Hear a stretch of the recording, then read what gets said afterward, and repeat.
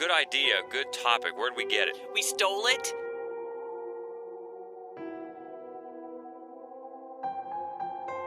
I remember seeing this movie when I was about 12, and it scared the bejesus out of me. And that's all just the power of suggestion and how well this movie does that to you. Welcome to this wide-ranging philosophical discussion breaking down the price of gasoline. Is that what we're doing here today? Yeah, I think that's what we're doing. Okay, yeah, and that should score a good audience, too. That's not what we're doing at all. No, we've been sniffing gas, if you think that that's what we're doing. We're Fright Club. We're back. She is Hope Madden. He's George Wolf. This is the Fright Club podcast. We're going to be talking about gas station horror, which is a good idea, good topic. Where did we get it? We stole it from Phantom Dark Dave, our friend. We do that. We'll just steal stuff. Yeah, we steal stuff from him a lot, Call it our own. It's kind of like, commercial. What's the intellectual property? That's right. Intellectual borrowing. We're also stealing his co-host. Because larceny is the podcast today. Poaching. First of all, we want to say, man, we had such a great time at Fright Club Live last time out as we watched Hounds of Love, and we were so geeked to welcome the writer-director of Hounds of Love. Ben Young was on the podcast last time. And he's the nicest man in the world, which I said last time, but I stand by it. He's so nice. And it was really incredibly cool, I think, to hear some of the behind-the-scenes stuff about the movie and also just his approach to filmmaking, to storytelling, and to kind of the way he puts together a screenplay. I thought it was amazing. That was great. That's why I always like when we have our filmmaker correspondent Jason Tostovan on, because we're not filmmakers, and so you get that different perspective. And it was so much the case here, especially when he broke down some of our favorite parts of the movie and what we thought made it so effective. And you get the backstory behind it and how he approaches, like you said, how he approaches storytelling. Fascinating. So maybe one time he'll be nice enough to join us again, since he is, I guess, the nicest man in the world. That's what I hear anyway. That's right, because I keep saying it. But no, thanks to Ben so much, and thanks to everybody that came out.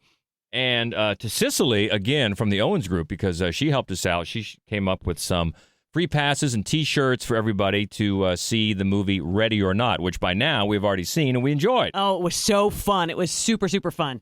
We look forward to the next Fright Club Live, which is coming up on September 11th, and we are going to show The Last Circus. That movie is nuts, and it's also, it's such a spectacle. From black and white to color, you've got all the clowns, you've got so much just gymnastics. I can't wait to see it with a crowd on a big screen. And what's the topic there? What's the topic going to be? Amusements. Scary amusements. Okay, that should be good, but we're talking about poaching stuff from our friend Dark Dave, and you're right. We poached his co-host for the last few podcasts, kind of a new co-host, and we welcome Jen Dreadful. Welcome. Hi, guys. What's up? Hey, we're glad to have you here. We kind of did some stops and starts with the getting the Skype feed right, but we think we got it good now, so we're glad to have you, and you've been...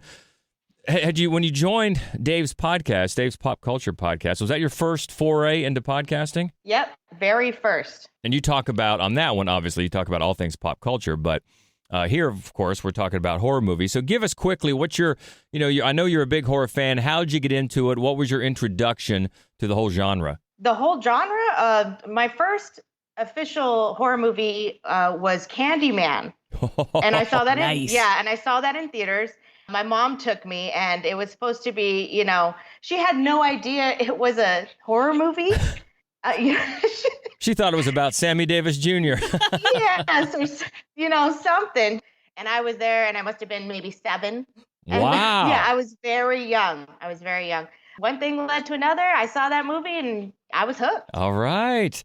Perfect. Well, we're glad to have you here, getting your insight on some of our favorite and your favorite gas station horror movies. And what's nice is we do have some overlap on our both of our top 5 lists, but we have a little bit of disparity as well. So we get to talk about some different movies in each one. So you just want to dive in and go a 5-5 and 4-4 and that sort of things. That sound cool? Sure does. All right, let's do that. Well, let's start with yours. Or do you want to talk about, Hope, do you want to talk about the ones that didn't make the list first, kind of on the outskirts, that didn't make Jen's list either? There's a few. Yeah, there are a couple. So I think, Friday the 13th series, there's, especially in part 2, there's the I think, sort of a iconic, creepy guy at the gas station, which it sort of has become the touchstone. Like, that's what you always expect, especially in like a backwoods or a slasher. You expect there to be like the wise old like local from the gas station who tells you not to go. And but we had so many great ones to choose from that none of the Friday the 13th movies actually made this list.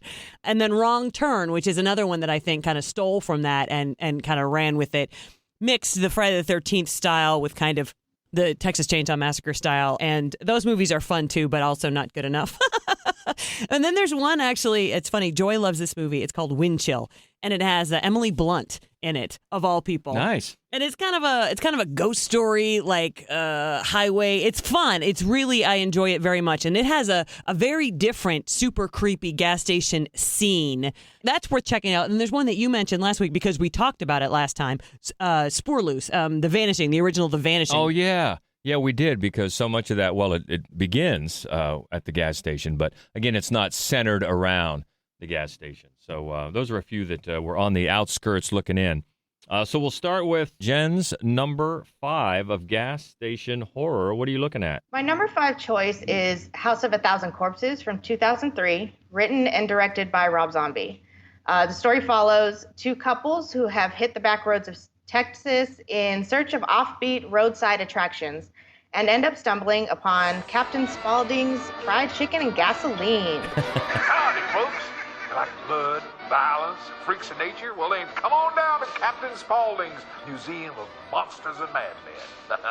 Yeah, see the alligator boy. Ride my famous murder ride. Most of all, don't forget to take home some of my tasty fried chicken. Ha ha! It just tastes so damn good.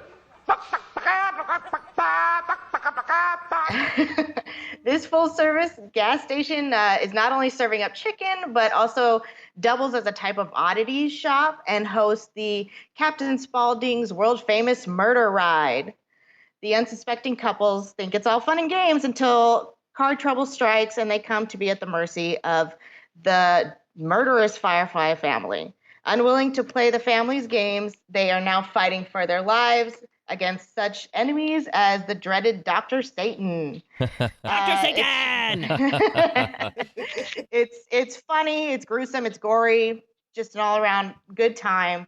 If you're a fan of gore and Rob Zombie's, wild style, this movie is definitely for you. It's funny, George and I aren't huge Rob Zombie fans, but one of the things I think right out of the gate, this was his first film, I think, is that he's such an unabashed fan of horror. And in this movie, I think, so he brings together, as he always does, he would go on to this on the rest of the movies, he brings together a lot of familiar faces to horror fans and also some familiar sort of ideas and themes that he kind of cobbles together from other films. So in this one, it kind of opens up. It's definitely his own, always much grittier bent, but it's got a little bit of Texas Chainsaw Massacre. It's got a little bit of Tourist Trap, in it, which I think is very interesting. And then what he just does from there is he just takes you deeper into like the most depraved, kind of grimiest, nastiest situations that he can come up with. He has quite an imagination. Yeah, and I love Sid Haig as Captain Spaulding. The guy has been around forever. I mean, go look back at some of his 70s stuff like Foxy Brown. Oh, right. Stuff like that. Sid Haig is just always there, and he makes such a scary clown. Clowns are always scary anyway, and he's probably my favorite part of this movie, House of a Thousand Corpses. And so 3 from Hell, that's the new Rob Zombie, and that's coming out soon, is it not? Yeah, it is. And that's going to be, he's doing it for Fathom Events. Is it going to get a regular theatrical run? Probably not. The same with 31. He did that with 31 as well, a Fathom event, so everybody can see it one night in the theaters. Right. And then if there is a theatrical run after that, it's not like it'll be nationwide. It'll be, in limited release. Okay, so we'll see how that goes. I guess following the same family, obviously. 3 from Hell, yeah. All right, so that's Jen's number 5. Ours, number 5, follows affable hillbillies Tucker and Dale on vacation at their dilapidated mountain cabin when they are mistaken for murderers by a group of preppy college students from 2010, Tucker and Dale versus Evil.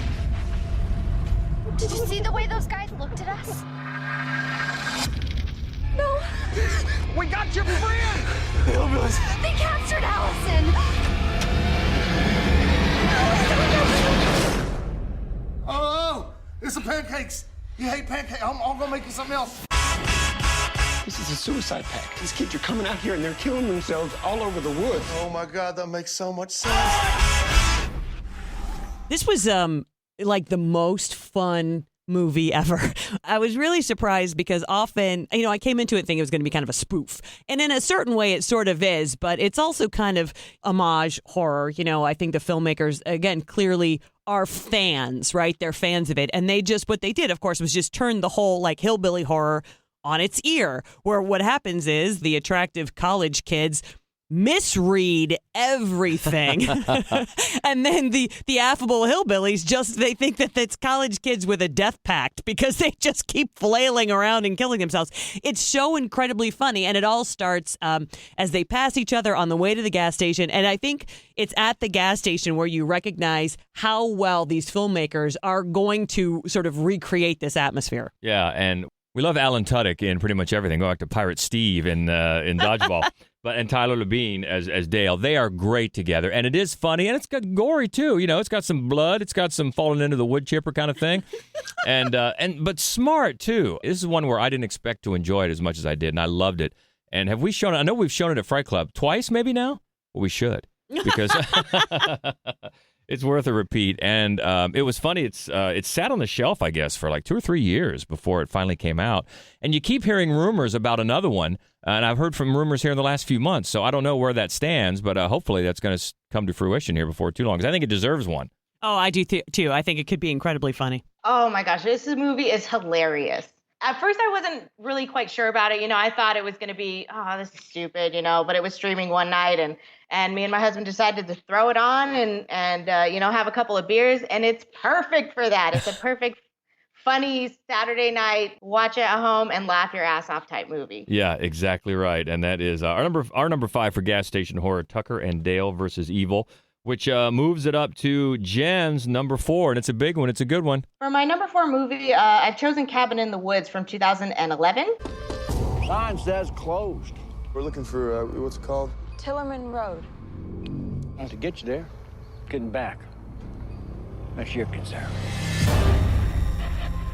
The lambs have passed through the gate. They are come to the killing floor.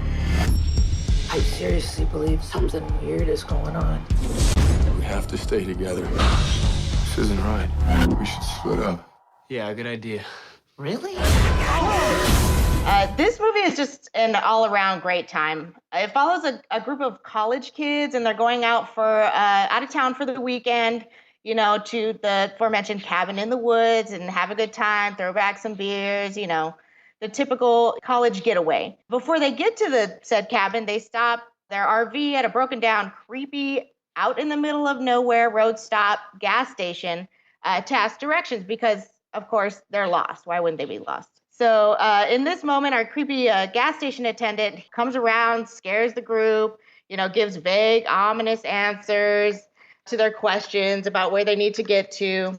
He's our typical gas station attendant, and he's put there for a reason. It comes to be that this whole thing is some sort of big ritual for very, very specific reasons. It has great monsters, great death scenes. It has an elevator scene to just die for. Yeah. Oh, that is the best. Love it. Love it. And watch this movie with a group of friends is just the best time ever. Just do yourself a favor and make sure, for the love of God, you don't watch it in a creepy cabin in the woods. Y'all should know better by now. Yeah, and the great thing about the gas station tie-in here is that it's not that standard cliche. It's using it, like you said, for a reason, because this is an homage to so many of those tropes, but in a smart way. And so you don't see that and think, oh my God, this again. It's all leading to something. And like you said, that great elevator scene and the great twist when you find out what's going on, and of course that great cameo at the very, very end, which we're not going to spoil in case anybody hasn't seen it. And if you haven't, why not? But yeah, it's a blast. It really is. And it's funny. This is another one that sat on the shelf for a couple of years. And Drew Goddard wrote and directed it. And so he wrote what he wrote, like Lost and Buffy the Vampire Slayer. And then he ended up writing Martian. And then he wrote and directed that. What was the one this year with Chris Hemsworth? Bad Times at the El Royale. That's right. He's got a really interesting way, I think, of seeing things and interpreting things. And he, again, just like the others that we've talked about so far, he clearly loves horror movies, because this is one where he just works as many little winks and nods about horror and into this as possible. And the entire cast, especially like back at the ranch, like the puppet masters back at the ranch. Oh my God, they're so talented. Jen, did you notice how she just casually did the Chris Hemsworth drop? Didn't make it seem pre-planned or anything. Just, oh yeah, maybe I'll just mention that. Skillfully done. Bravo. So that is number 4 on Jen's Gas Station Horror. Yeah, and we agree. That's a lot of fun. Cabin in the Woods. Our number 4 is, can we say little known? I don't know, maybe little known. Trapped in an isolated gas station by a voracious splinter parasite that transforms its still living victims into deadly hosts. From 2008, Splinter.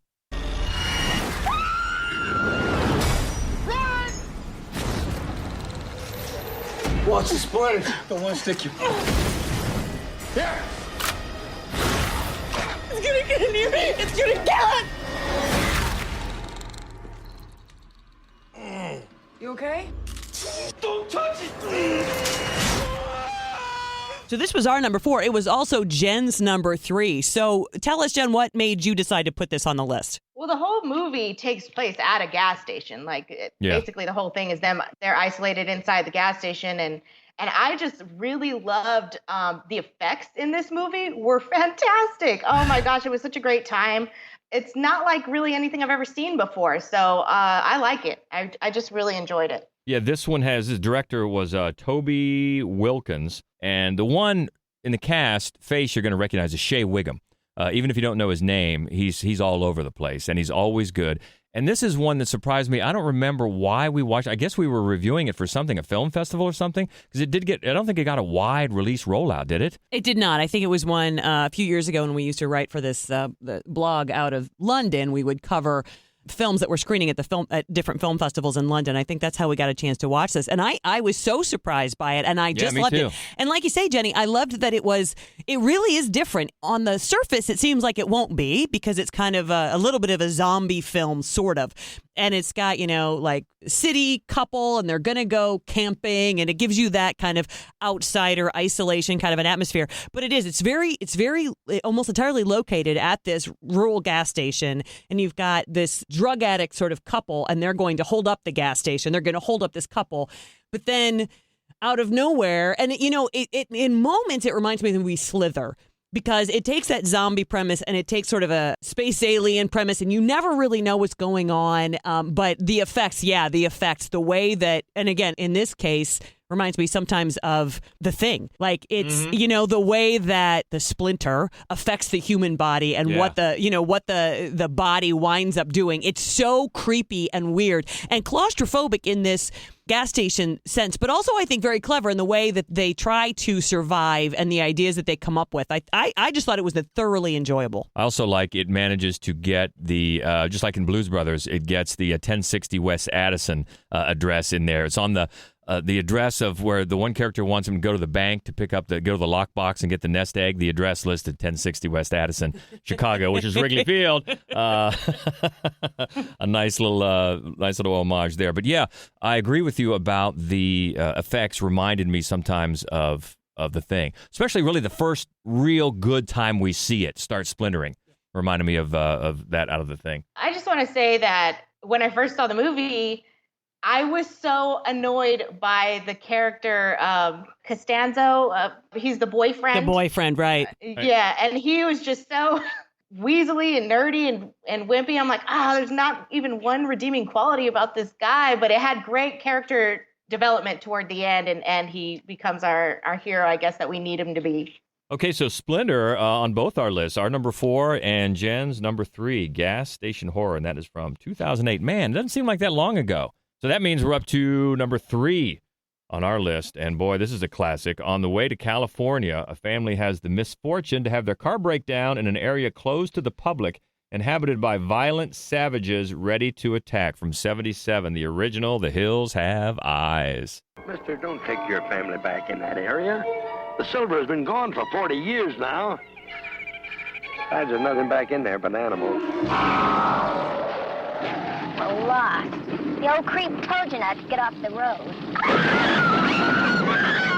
What began as a vacation ended as a nightmare. Be hell to pay now. The Hills Have Eyes. The lucky ones died first. I think I always bring up when we talk about this movie is I was like 12 or 13 when it came out. And of course, I didn't see it. I wasn't allowed to see it. But I was always fascinated by, on the Sunday paper, I always wanted to go and look at the big movie ads. And the movie ad for this just scared the crap out of me because of Michael Berryman's face. That thing was just staring back at me. That's all I needed to see. I was scared. And you know what's funny, too, is that's his face. Well, I know. Right? I mean, that's not even like it was effects or makeup or anything. That's just that man's face. He's probably the best thing about the movie, but it's Wes Craven's follow-up to The Last House on the Left. And that movie, I think, established him as sort of this, in this sort of savage cinema, they say, of the 70s, as this filmmaker that you couldn't trust. You just thought he's going to take you directions you don't want. And one of the things that I always really admired about this film is that he sets up something to create tension, which is a missing baby. The baby has been taken by cannibals. And the whole time you would watch a film like this, but by anybody else, you'd go, well, clearly they're going to save the baby. And what he does, like one horrifying death after another horrifying, event, is wear that away, that confidence in the viewer, where you're like, I don't know, I think they're going to eat that baby. Like, I really think he's going to let that happen.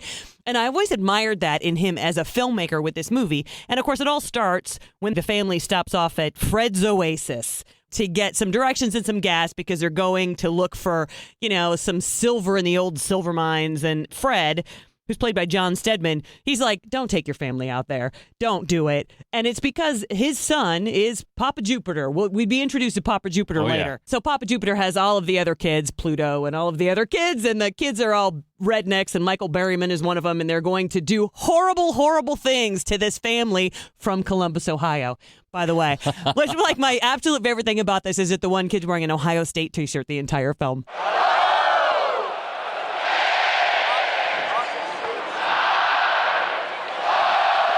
And there's a story about Wes Craven being partially inspired to write this movie by something that happened to him while taking a motorcycle trip with his wife. They stopped in a small town, and some locals were harassing them.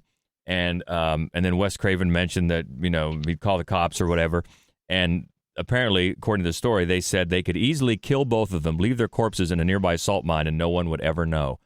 That's one of those. Is that an urban legend? I don't know. It's the reason why we don't travel.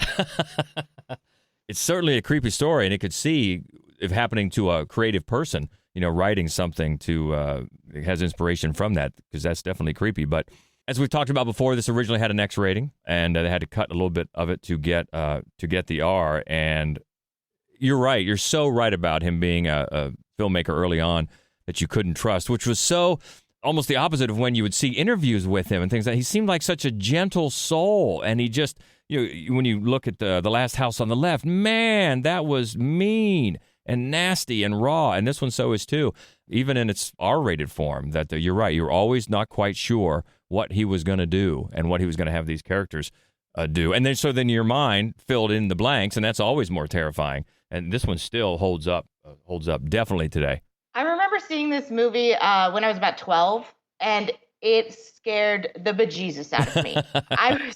I was terrified. I was like, there's no way anybody in this movie is going to survive because of how isolated they are. I was like, there's nobody there. There's nothing there. And of course, they take the baby, and that's just like, oh no, what's going to happen? Oh my gosh, I had nightmares for about 3 nights after watching that one. Number 3 on our gas station horror list, so from here on up, it's got to be good stuff. So that means we'll go to number 2 in Jen's list from this one from 2010. Yep, from 2010. Coming in at my number 2 is Legion. That brings an unsuspecting group of strangers together at the Paradise Falls gas station, truck stop, and diner, where they are all in and fight for their lives against an army of God's angels that's sent to possess the bodies of humans on God's orders to kill off mankind. So that's unfortunate for them. The last time God lost faith in man, he sent a flood. This time, he sent angels. Are you here to protect us? Not you. Why me? Because your child is the only hope humanity has of surviving. They're here. The only thing standing in between the extermination of humankind and our survival is the recently fallen Archangel Michael, played by a very sexy Paul Bettany. Look at those abs on Paul Bettany. Hey! Boasting such things as battling archangels, awesome kill scenes. Of course, the always amazing Dennis Quaid is in this one. Tyrese, including one of the coolest, creepiest creatures of all time, and one of my personal favorites, Doug Jones, who plays the scariest ice cream man ever, who pulls up in his ice cream truck ready to serve up more than just delicious frosty treats, I guess. And it's got that great scene with the grandma. Once the grandma goes nuts and starts climbing on the walls and stuff, you're like, no! And Paradise Falls. I love that. I love that that's where this is set, because that's, of course, what's happening is Paradise is falling. Yeah, that grandma with the steak, though, the raw steak with the flies, Yeah. All the little babies are going to burn. So, yeah, it's just a really fun time. It's funny because Scott Stewart, who directed this movie, like 2 years later, he made basically the same movie called Priest, and Paul Bettany plays. I mean, it's like it's almost like a steampunk. It's like future retro Western, and I remember thinking to myself, like, I didn't think that Legion had done well enough for him to basically remake it 2 years later with a different name, but. I do think that this one is fun, and kind of like Splinter, I like that it's really claustrophobic. It reminds me, well, I suppose later, the movie The Mist reminded me a little bit of this, in that they're just trapped in this one building and they're completely surrounded. Like you, Jen, I loved the ice cream man scene. It's my favorite scene. It's so wrong and awesome. And there is, I mean, when you watch it and you see all those faces in it, I think it's a surprise that I guess that the movie isn't more well known with as many people in it as he got. Yeah, Right, and actually that's, I think the ensemble cast really saves it, because when the material alone is close to going just a little over the top, I think the earnestness of the cast, and especially Paul Bettany and his abs, pull it back to where, okay, it grounds it with a little more authenticity than it might have flown off the rails otherwise. The whole time, though, the whole movie, I just kept hoping against hope that Christopher Walken was going to show up, because, of course, it reminds me of Prophecy so much. Yeah. That would have been just the push over the cliff. Number 2 on Jen's list of gas station horror, Legion from 2010. And that takes us up to our number 2. We're staying in the 70s. I like it. From 1972, intent on seeing the Kalutawasi River before it's dammed and turned into a lake, outdoor fanatics take off on a canoeing trip they'll never forget. Deliverance. These are the men. Nothing very unusual about them. Suburban guys like you or your neighbor. These are the men who decided not to play golf that weekend. Instead, they sought the river. You look around, you Lewis. He could be out there anywhere, watching us right now. John Boorman's film of James Dickey's explosive best-selling novel.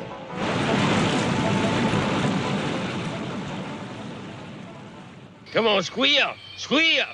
This is one right away if you just throw out horror movies and Deliverance. Not everybody's going to associate this with a horror movie, but it's certainly got some horrific things going on. Yeah, it does. And I waffle, I guess, on that, because it is, it's a thriller, it's a drama, but it's horrific. And I think when you here 40 years later, when you look back on it, I think the sort of response, that physical, emotional response you have to Deliverance is the kind of the same that you have to even to Exorcist, like, oh God, that movie, and not necessarily because of the gas station scene, probably because of the you got a pretty mouth scene, but the gas station scene was the one that made me want to stop watching it. So I didn't see this movie for decades. I watched it one time because, well, specifically just because I had never seen it, and that seemed incredible. So I was watching it, and we got to the gas station scene, which is where they introduced the kid on the banjo.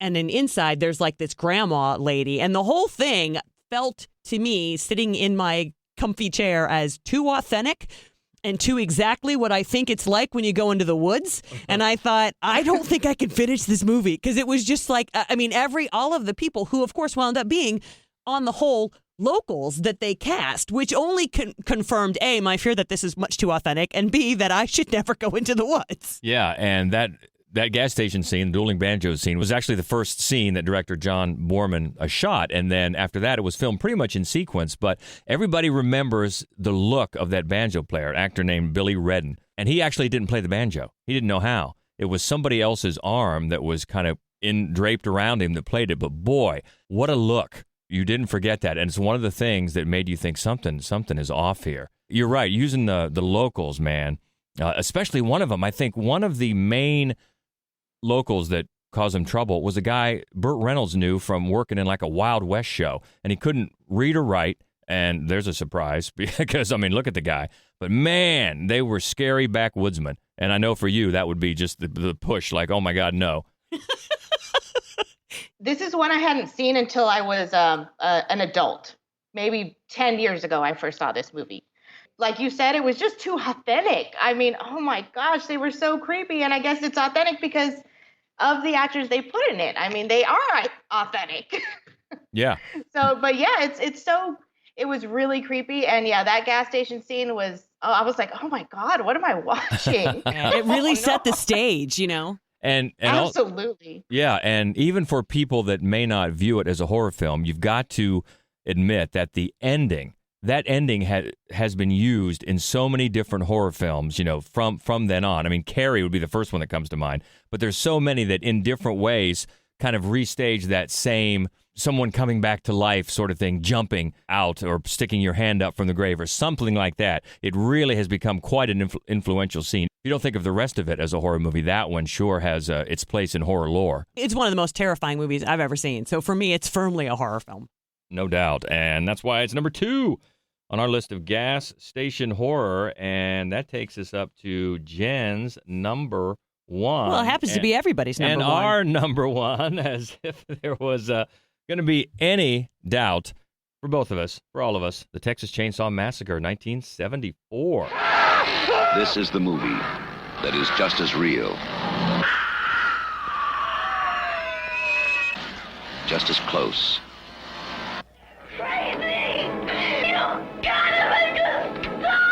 just as terrifying as being there. The Texas Chainsaw Massacre. After you stop screaming, you'll start talking about it. So this is one that, I mean, I have the poster on my wall. I have a lunchbox. I have playing cards with it. See, it's just it's a fantastic movie. We knew you were good people. It's creepy. It has the most creepiest family, I think, in all of the history of all of the world. So, you know, chainsaw wielding madmen, you can't get any better than that. That's true. Hit him, Grandpa. This is, and like a lot of the movies on this list, it's the gas station scene that kind of sets the stage. You got to think that van just stinks to high heaven, and the kids are all coming back from the graveyard where they went to make sure that their grandparents' grave hadn't been disturbed, and they stop at this gas station because they need to get gas.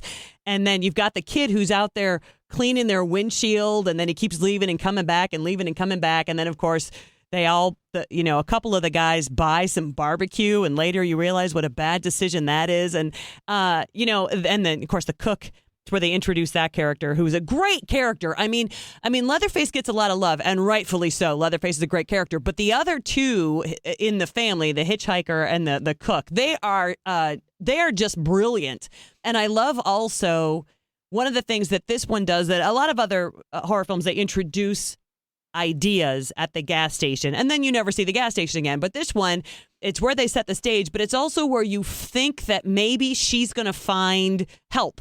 And the way that scene unwinds for me is one of the tensest in the film. And it's also a great place for Jim Saito to sort of flesh out his character, because he seems affable and like a good guy, but he's really very sadistic, as you know, when she's struggling in that bag. I love his character. Actually, in a lot of ways, I think it's his character that holds the movie together. And we just recently got to see it again on the big screen because it was part of Gateway Film Center's Horror 101, which has been a fantastic series. So we checked it out again on the big screen, and there's so many things just get reaffirmed when you see it again. First of all, that despite the fact that there's very little actual blood, and also that it's mainly in broad daylight, that it can be so the power of suggestion. You know, I've mentioned many times how I love that scene where he just slams the door, grabs her, brings her in, and slams the door. And so you just, because of maybe the violence of the way he slams it and the noise,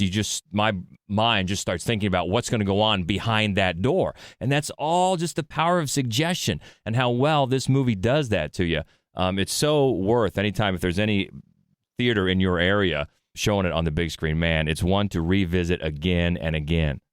Yeah, it's interesting. I know that like the 80s horror have a lot of love. And right now I think there's a big callback to the 90s. And I love the horror of the 90s, I love the horror of the 80s. But I stand firmly that the horror that came out, especially American horror that came out in the 1970s, for me is absolutely the best, which is why 3 of the movies on this list are from there. Because, and we talked about Last House on the Left, you know, it was such just a maverick time where I think filmmakers were just really casting aside what you'd come to expect, which really was a safety net while you're watching movies. Like, you know when to like close your eyes because there's music that's letting you know there's a big shadow on the wall, there's something happening. And he just abandoned all of that. You know, it was all outdoor. It was all broad daylight. There is no score, nothing to let you know, to prepare you for what's going to happen next. And the way he uses the sound of the chainsaw is just amazing. Yeah, and that's sort of part of what Quentin Tarantino is addressing in Once Upon a Time in Hollywood right now. The end, that was set in 1969, the end of that studio system where we're making the same movies, the same people, just basically telling the same story over and over again. And one of the eras that is ending in that movie is that era, and now we're going to take off in different directions with these maverick filmmakers like this. That's right, because you're right, because the movie ends as really the studio system is about to tank, and the rise of the independent filmmaker is about to happen in the 70s, and that's an interesting idea, especially as it coincides with Helter Skelter and right, all the Manson murders. Yeah. So this is Tobe Hooper making his incredible statement. It's just such an iconic movie. I mean, it's embedded into pop culture. I mean, there's memes of it, like the specific scene that you were talking about where he grabs the girl and just brings her inside. That's a meme. I mean, you see it everywhere. Yeah. It's just an awesome movie, and another one that I saw as a kid that just really, really scared the crap out of me. Yeah, so that's unanimous here. That's number one on both of our lists for gas station horror. And I'll tell you what, if there's any that we've missed, let us know about it. You can always find us and keep the conversation going on Twitter. Easily find us at Fright Club Pod, and on Facebook and Instagram, we're Mad Wolf Columbus. The main website, of course, so we can find all of our written movie reviews and our other podcast called The Screening Room. You can all find that fun stuff at madwolf.com. And as we said, Jen is the co-host of Dave's Pop Culture Podcast, but where else can we find you on social media? You can find me always on Twitter at Jen Dreadful, and over at Dave's Pop Culture Podcast. So if you haven't heard us, come on down. We'll give us a listen, and we'll be there for all of your pop culture needs.